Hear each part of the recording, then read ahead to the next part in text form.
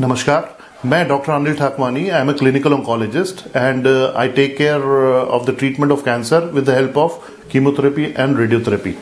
So today we'll be discussing about organ preservation. अब exactly क्या है ये organ preservation? अब मैं हिस्ट्री में बताना चाहूंगा पहले हम कैसे ट्रीटमेंट करते थे और अब जैसे जैसे हम एडवांस हुए कैसे ट्रीटमेंट कर रहे हैं. पहले क्या होता था, जैसे कि ब्रेस्ट के कैंसर हुआ तो हम रेडिकल मैस्टेक्टमी करते थे जिसमें कि चेस्ट वॉल भी निकालते थे और पूरा ब्रेस्ट निकाल देते थे.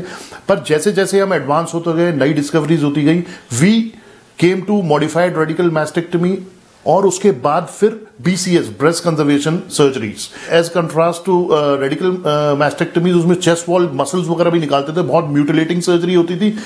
इसमें जो अब BCS में ब्रेस्ट कंजर्वेशन सर्जरी में हम सिर्फ और सिर्फ लंपेक्टमी करते हैं जिसमें ट्यूमर का छोटा सा पार्ट निकालते हैं और it is to be followed by some adjuvant treatment, जो नए ट्रीटमेंट्स आए ताकि बीमारी फिर से ना आ जाए. क्योंकि पहले हम पूरा इसलिए निकालते थे बीमारी फिर आ जाती थी, पर जैसे जैसे हमारे जैसे रेडिएशन आ गया, जो कि लेटेस्ट टेक्निक्स है, SBRTs हो गई, बहुत सारी नई नई टेक्निक्स है, IMRTs हो गई, IGRTs हो गई, तो उससे रिकरेंस के चांसेस कम होते गए. इसी तरह से ऑर्गन प्रिजर्वेशन में ब्रेस्ट के साथ साथ कई और तरह के कैंसर्स होते हैं जिसमें हम ऑर्गन प्रिजर्वेशन कर सकते हैं.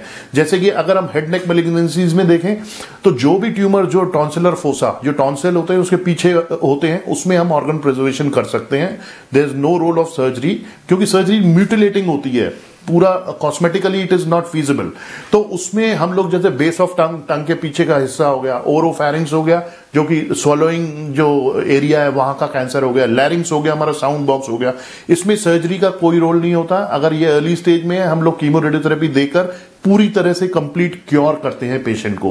पर हाँ, अनफॉर्चुनेटली जो एडवांस स्टेज में होते हैं लैरिंग्स के, उसमें हमें टोटल लैरिंजेक्टमी करनी पड़ती है, जो पहले करते थे हम अर्ली स्टेज में भी. अब उसमें क्या ड्रॉबैक होता है, आपकी आवाज चली जाती है, ठीक है, तो अब वो नहीं है. अब हम सर्जरी ना करते हुए भी हम लोग कीमो रेडियोथेरेपी से ठीक कर देते हैं और पेशेंट की आवाज 2 महीने में वापस ओरिजिनल आवाज आ जाती है जैसे पहले थे. इसके अलावा अगर देखा जाए फीमेल के कुछ कैंसर्स जैसे CA सर्विक्स, उसमें हम ऑर्गन प्रिजर्वेशन कर सकते हैं, उसमें भी सर्जरी का रोल नहीं होता. अगर मिडिल स्टेज में है डिजीज तो उसमें भी हम कीमो रेडियोथेरेपी देके patient is completely cured. There is no role of surgery in that. तो सर्जरी नहीं है तो मतलब पूरा ऑर्गन प्रिजर्व हो गया उसका. This is again the example of organ preservation.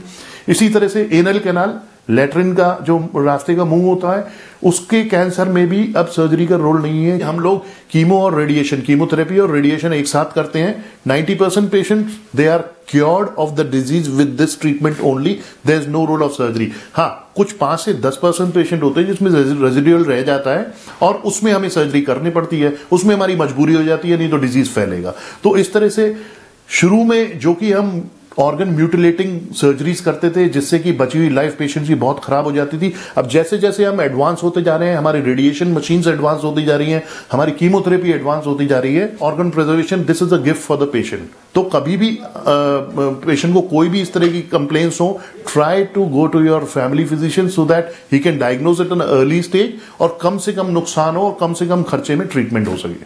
Thank you.